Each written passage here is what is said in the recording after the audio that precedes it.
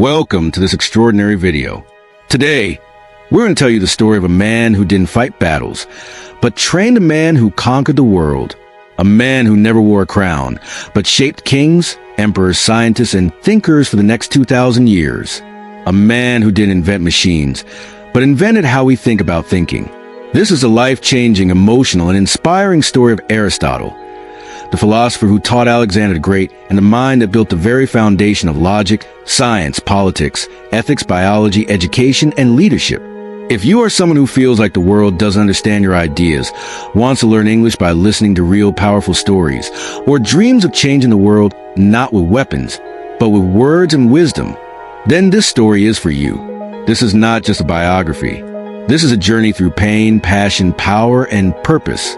From a curious little boy in northern Greece to the man whose brain became the blueprint of modern civilization. And yes, this video is also great for your English. You will improve your listening skills, your vocabulary, your understanding of history, and most importantly, you'll learn how one person, with nothing but questions in his mind, changed the world forever. So sit back, focus, and listen with your heart, because now begins the story of the man who taught the world how to think. Let's begin with the curious boy from Greece. In a small ancient town called Sagira in northern Greece, a baby was born in the year 384 BC. His name was Aristotle. His father's name was Nicomachus, a doctor, but not just any doctor. He was the personal physician to the king of Macedonia. That meant Aristotle grew up around people of power, medicine, and deep knowledge. He saw how his father used observation, diagnosis, and logic to understand the human body. This made a deep impression on young Aristotle. He didn't play with toys like most kids. He played with questions. He didn't care about games. He cared about how things worked. Even as a small child, he would stare at animals, leaves, clouds, wondering, why does a bird fly? Why does the sun rise? What makes us happy? What is truth? These were not normal thoughts for a child. But Aristotle wasn't born normal. He was born to observe the world deeply, and he would spend his entire life doing just that. But everything changed when he was just a boy. Tragedy struck early. Both his mother and father died. He became an orphan before he could even understand what death meant. That pain of being left alone so early never left him. But instead of becoming bitter, he became obsessed with life. He didn't ask, why me? He asked, what is life? What is death? Why are we here?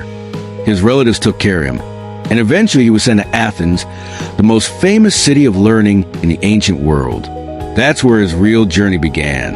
At just 17 years old, Aristotle walked into a place that would change his life forever: Plato's Academy, the first real university in history. At the center of this academy was a man who was already a legend: Plato, the greatest philosopher of his time, and the student of Socrates. Imagine you are a 17-year-old orphan. You walk into a place filled with the smartest people in the world, and your teacher is a man who studied under Socrates himself, the man who chose to die rather than stop speaking the truth. For Aristotle, this was heaven. For the next 20 years, Aristotle stayed at the academy. He was not just a student. He became the most brilliant student Plato had ever seen. But even though Aristotle loved Plato, he didn't agree with everything. Plato believed in ideal forms, the idea that the real world is just a shadow and the perfect version of everything exists in another invisible realm. But Aristotle didn't believe that. He believed in what we can touch, see, measure, and test. Plato said, there's a perfect version of a tree somewhere out there. Aristotle said, no, this tree right here, let's study it. Let's understand it. He started writing about everything: animals, politics, human behavior, the stars, happiness, the soul. He wasn't trying to win arguments. He was trying to understand everything that exists. He asked millions of questions and wrote thousands of pages, all by hand, with no internet, no electricity, no tools except his brain and a scroll. He was becoming more than just a student. He was becoming a force of knowledge. But then something unexpected happened. When Plato died, everyone thought Aristotle would take over the academy. But he didn't. Why? Because some believed he was too different. His ideas were too scientific, too rebellious, too challenging to Plato's teachings. And so, even after 20 years of loyalty, dedication, and brilliance, Aristotle was not chosen. It broke his heart. He had lost his second home. Once again, like when he lost his parents, Aristotle had to walk away from something he loved. But this time, he didn't fall into darkness. He began a journey that would take him across the world and eventually into the life of a boy who would become the most powerful man in history. The academy door had closed behind him. He had given it 20 years of his life. He had studied harder than anyone, questioned everything, and offered his deepest loyalty. But in the end, it wasn't enough. The school needed a new leader, and they didn't choose Aristotle. Why? Because he didn't fit the mold.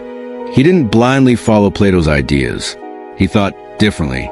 He asked new questions. He wanted more than ideal worlds. He wanted to touch the real one.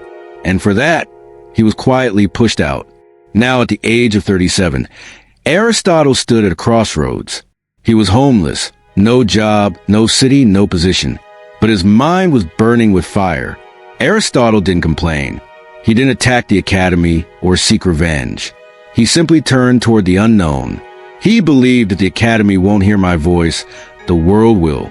He left Athens behind and began to travel from city to city, searching not for comfort, but for truth.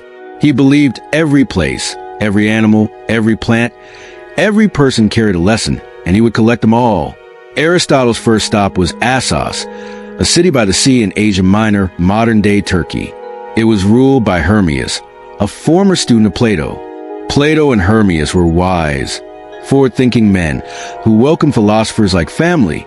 Hermias saw the brilliance in Aristotle. He offered him a home, resources, and most importantly, the freedom to teach and think.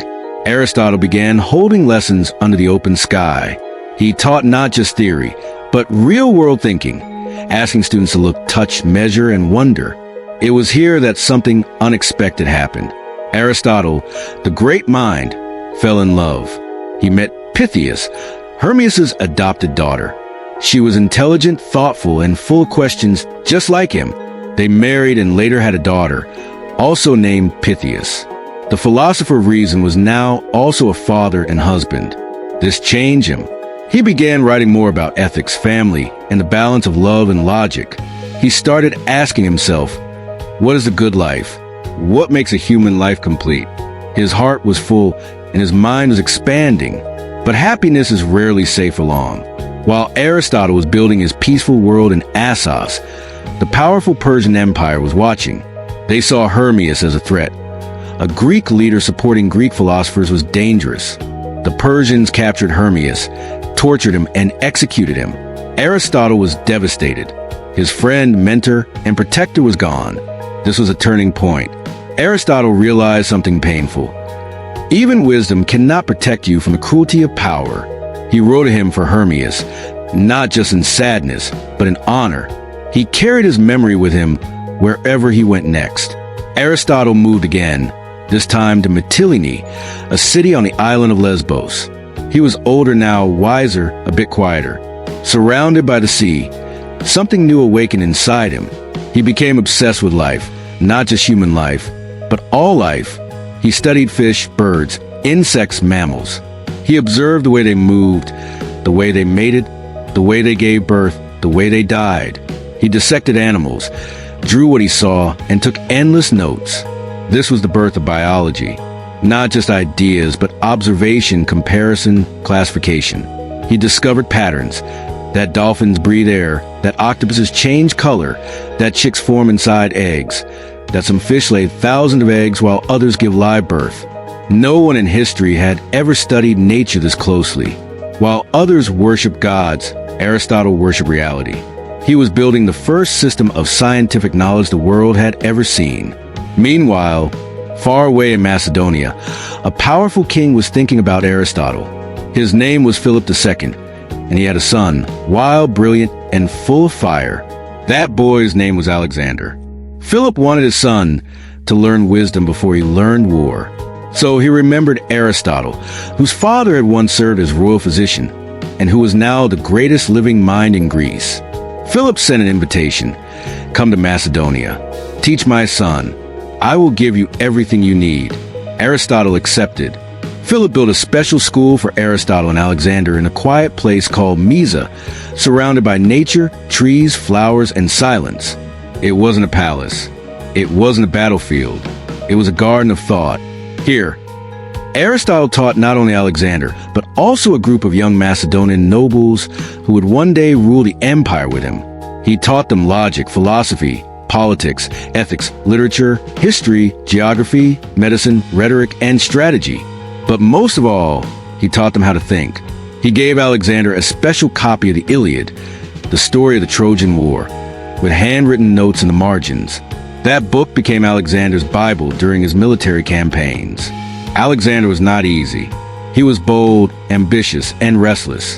But he respected Aristotle. The philosopher taught him that a great king must not only conquer, he must understand. It was one of the most important mentorships in human history. As Aristotle taught in Mysa, something amazing was happening behind the scenes. His ideas were spreading. His notebooks were multiplying. His thoughts were evolving. He was no longer just a philosopher. He was becoming a force of nature, shaping the future with every word, every lesson, every scroll. Soon, the boy he taught would become a man, and that man would ride out to conquer the world. When Alexander finished his education, he began his conquest, and Aristotle returned to Athens, older, wiser, and more famous than ever. He was no longer the rejected student. He was now the teacher of the world's most powerful man. This time, Athens welcomed him. He opened his own school, the Lyceum, a place very different from Plato's academy.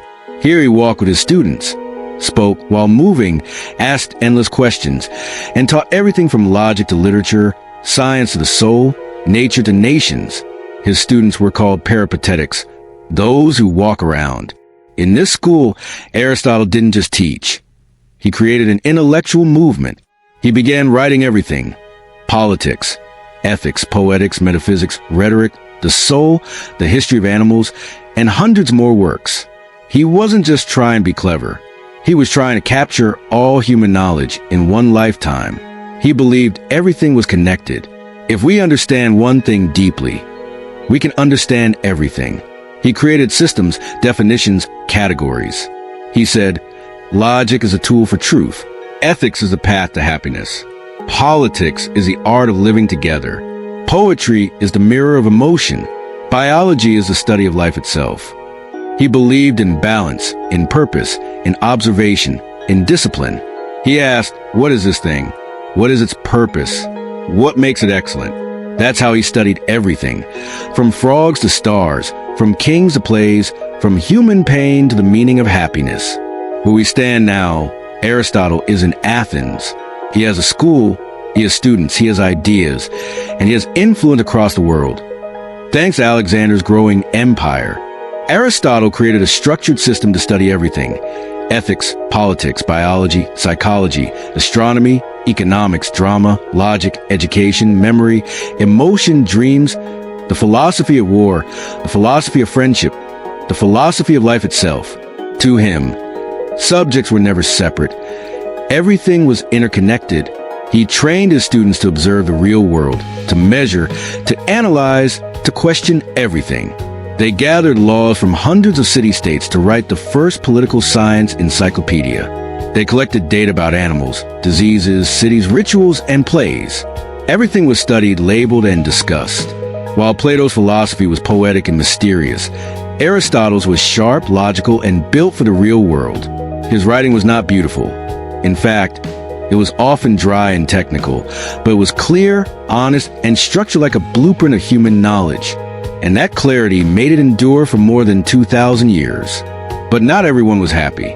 Aristotle's growing influence created enemies. Many Athenians never forgot that he was not born in Athens. They never forgot that his student, Alexander, was a Macedonian conqueror. To them, Aristotle was not a Greek hero, but a symbol of outside power. They did not see a teacher. They saw a threat. When Alexander began ruling more harshly, executing opponents, and even declaring himself a god, Aristotle's name became dangerous to speak in public. People whispered, was Aristotle advising Alexander? Does he support tyranny? Is he loyal to Athens or to the empire? None of it was true. Aristotle never sought power. He only wanted understanding. But public opinion is not logical, and the ground beneath him began to crack. Then came the news that changed everything. Alexander the Great was dead. He died suddenly in Babylon at just 32 years old. Some said it was fever, others poisoning, or perhaps simply fate. Whatever the cause, the empire he built in only 12 years collapsed almost overnight. Chaos spread. In Athens, people celebrated his death. To them, it was the fall of a tyrant, a chance to take back freedom. But their joy turned quickly into anger, not just against Alexander, but against his ideas, his allies, and his teacher. The same city that had once killed Socrates now turned on Aristotle, accusing him of impiety, of disrespecting the gods, of spreading dangerous ideas. Was he guilty? No. But in ancient Athens, logic never saved you. Powerful minds were feared, and philosophers were seen as threats. Aristotle understood the danger. He once wrote, "When democracy is ignorant, even wisdom becomes a crime." He knew that history was repeating itself. Instead of staying to defend himself, he quietly left the city. He is said to have told his friends, "I will not allow Athens to sin twice against philosophy." The first sin was killing Socrates. The second would have been killing him. So he fled. Aristotle returned to Chalcis, a city on the island of Euboea where his mother had once lived. He was in his 60s now, no longer surrounded by schools, students, or applause. He lived quietly with his books, his notes, and his thoughts. His beloved wife Pythias had died long before, but he now shared his home with her Pillis, a woman he cared for deeply, and with their son Nicomachus, named after his father. Even in exile, Aristotle never stopped writing. His body was aging, but his mind still worked like a living universe. He wrote about aging, memory, the soul, and the idea that everything is a cause, a purpose, and a final form. He described the unmoved mover, a force beyond time and change, a perfect mind that holds the order of the universe together. It was his quiet version of God, not a bearded figure on a throne, but pure thought, eternal and invisible, far from the city that had once celebrated and then betrayed him. Aristotle lived with a heavy heart, but an unstoppable mind. His name was no longer shouted in Athens. No eager students filled the shaded paths of the Lyceum. No messengers came from royal palaces. No crowds, no applause. But inside his small home, something still burned, because the world may forget you. But when you carry the universe inside your head, you still have something to give. Each morning, Aristotle rose early. He no longer had servants rushing about or great halls filled with scrolls. On a small table, he kept stacks of parchment reed pens and jars of black ink. His hands trembled more, his body slowed, but his mind was awake. He dipped his pen and wrote one sentence, then another and another, day after day, year after year. His final mission was simple: to make sure the truth outlived him. In these last years, he no longer chased fame or influence. He focused on first principles, the deepest, most fundamental questions. What is existence? What causes something to exist? What is the purpose of everything? What is the soul? What is a human being? Out of these reflections came his most abstract and difficult work, metaphysics. In it, he explored the nature of being, the structure of reality, and the unmoved mover, something that causes all motion but is not moved by anything else. Pure thought, divine intelligence. He wasn't writing to please kings or impress scholars. He was simply trying to explain the invisible architecture of the universe. And he did it in solitude. Yet Aristotle was not completely alone. He still had her Pillis and their young son Nicomachus. This boy carried not only his father's blood, but also his possibility, his hope. Aristotle loved him deeply. He spoke to him with the care of a philosopher, but also with the warmth of a father. When he began writing a new work on morality and the meaning of life, he named it Nicomachean Ethics, not because it was about his son, but because in that name he left his heart, a father's gift of wisdom instead of wealth. In it, Aristotle explained what it means to live well, why pleasure is not the highest goal, why virtue matters, why true happiness comes from balance, character, and purpose. He wrote, "We are what we repeatedly do. Excellence, and is not an act but a habit. This became one of the most important books ever written about how to live. The seasons passed. Winters grew longer, summers shorter. His body weakened, his eyesight dimmed. Even when his fingers cramped, he still tried to write. Even when his breath grew shallow, he still whispered thoughts of truth. Because until the very end, Aristotle's mind refused to be silent. In his final years, Aristotle still argued with ideas inside his own mind. The man who had once taught kings, classified the animals of the earth, mapped the stars with nothing but logic, and built schools that shaped science and philosophy itself, now walked slowly through his garden or sat silently, watching the wind move through the trees. Sometimes tears filled his eyes, not from fear of death, but from a painful thought. Everything I've written could disappear. There were no printing presses, no libraries of stone, no cloud storage. Every word he wrote lived on fragile scrolls of thin, dry material, easily destroyed by fire, water, or neglect. He had written hundreds of works, some say over 200, but he knew that if just one generation failed to copy them, they might vanish forever. This thought haunted him. He did not want statues or temples in his name. He wanted only one thing, that knowledge should survive, even if he did not. When Aristotle knew the end was near, he wrote a will. It was not dramatic or emotional, but calm, logical, and thoughtful.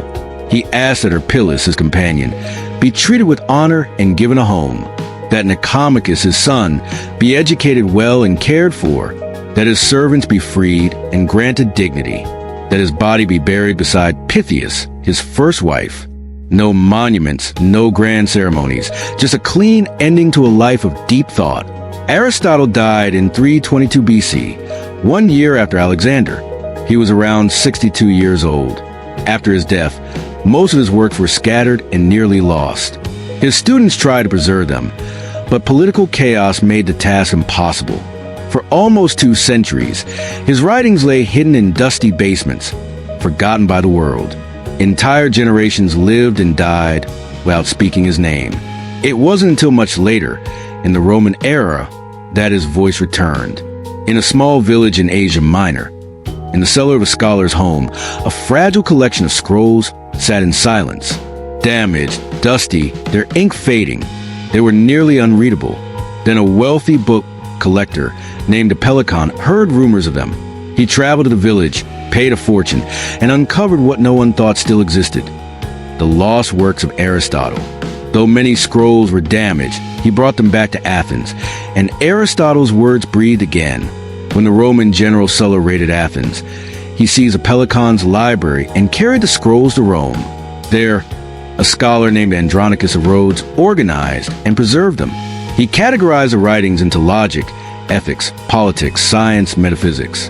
He gave us the organon, Aristotle's system of logic, Nicomachean ethics, on how to live, politics, on how to live together, poetics, on art and drama, metaphysics, on the nature of reality, the anima on the soul, and history of animals, the foundation of biology. These works became the skeleton of human knowledge, and they were almost lost forever. Centuries later, in the Islamic Golden Age, scholars in Baghdad, Cordoba, and Cairo began translating and studying Aristotle. They called him the first teacher. Thinkers like Avicenna, Averroes, and Al-Farabi expanded his ideas, debated them, and built new systems upon them. Through their work, Aristotle reached medieval Europe. In the 12th and 13th centuries, European scholars rediscovered him through Arabic translations, later rendered into Latin. At first, the church was suspicious. Aristotle was not Christian, and he did not write the Bible or God. But Thomas Aquinas saw his value. He fused Aristotle's logic with Christian theology, uniting faith and reason. In doing so, he made Aristotle the foundation of European thought. For centuries, European students studied Aristotle's works as the core of their education. His logic trained them to argue. His ethics taught them how to live. His politics guided them on society. His biology shaped the study of nature. His metaphysics pointed toward ultimate questions of being. Even scientists like Galileo and Newton, who disagreed with parts of his science, still relied on his method of observation and reasoning. Modern logic, classification, and even artificial intelligence trace roots back to his thought. His influence became so deep, so woven into the foundations of knowledge, that people stopped noticing it. Aristotle became the heir of Western thought. Everywhere, invisible but essential. Think of this. Aristotle lived before Christ, before the Roman Empire, before paper, before Islam, before telescopes, before democracy as we know it, before electricity, before the internet. And yet more than 2,000 years later, we are still asking his questions, still reading his words, still debating his ethics, still building systems on his foundation. Aristotle never raised an army. He never ruled a nation. He did not own land, nor did he command wealth. He died in exile, largely forgotten. And yet, his ideas outlived kings, empires, and centuries. His legacy was not carved in stone, but written in thought. And thought, as he proved, is stronger than time. He was nearly erased from history, forgotten, and yet he won, not with power, not with violence, not with status, but with thought. He didn't conquer cities. He conquered ignorance. He didn't build empires of land. He built an empire of reason. And today, whether we realize it or not, we all live in a world that Aristotle helped build. This is a philosopher who became time. His final gift of the world is that his name lives, his words live, his questions live, and through them we live better. But how? How did a man who was nearly erased from memory become the intellectual father of so much of what we call modern? The answer lies in what he left behind. Aristotle did not just teach students. He taught generations. His questions were so deep, so eternal, that every new age found itself staring at the same mysteries. What is a good life? What is truth? What is happiness? What is the soul? What is justice? How should society work? Why are we here? The reason we still read him today is simple. He never told people what to think. He taught them how to think. He didn't hand out answers. He gave tools to find them. That is why his teachings feel fresh even now. They do not sound like ancient knowledge. They feel like a mirror to modern life. Let's look at his most important teachings, explained simply, so anyone can understand and feel their meaning. The meaning of life. Aristotle believed everything has a purpose. The purpose of a knife is to cut. The purpose of a seed is to grow into a tree. And the purpose of human life is to become the best version of yourself. The goal is not just wealth, fame, or power, but living in a way that matches your potential. He called this eudaimonia, a word larger than happiness. It means a life that is full, meaningful, balanced, excellent, and honest. Real happiness. Happiness, he said, does not come from pleasure or money. It comes from virtue, being brave, kind, wise, disciplined, and fair. You do not become good by dreaming of it. You become good by doing good. Just as muscles grow through repetition, your character grows by repeated actions. Greatness. For Aristotle, greatness was not about luck or birth. He said, you are what you repeatedly do. If you lie each day, you become a liar. If you practice truth each day, you become honest. If you study every day, you become wise. Greatness is not a gift. It is habit, the best way to live. He believed in the golden mean, the balance between extremes. Not cowardly, not reckless, but courageous.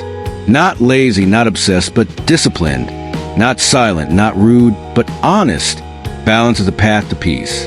The soul, he taught, is not a ghost inside you. It is your form, your choices, your actions. It is what makes you you. For Aristotle, the soul was not what you feel, but what you do with your life. Virtue strengthens the soul. Dishonesty weakens it. Government. He believed society should help people become their best selves. He did not support total freedom or total control. He believed in justice, where both leaders and citizens live by reason. To him, politics was not about power, but about fairness, duty, and education. What makes us human? Aristotle said humans are more than animals because we ask questions of right and wrong, of purpose and truth, logic, language, memory, purpose. These are what make us human. And this is what made him special. He never stopped asking, and he never stopped teaching others to ask. Why should we tell his story today? Because we live in a world addicted to noise and attention, obsessed with opinions, always in a hurry. quick to forget wisdom and glorify fame. In that world, Aristotle is a lighthouse. He reminds us that quiet thinking is powerful, that truth needs patience, that growth takes time, that knowledge matters, that discipline is freedom, that greatness is not inherited, it is earned. And he reminds us of something even more timeless. Even if the world forgets you, if your work is honest, your words are clear, and your intent is pure, then you will live forever in the minds of those still learning to think.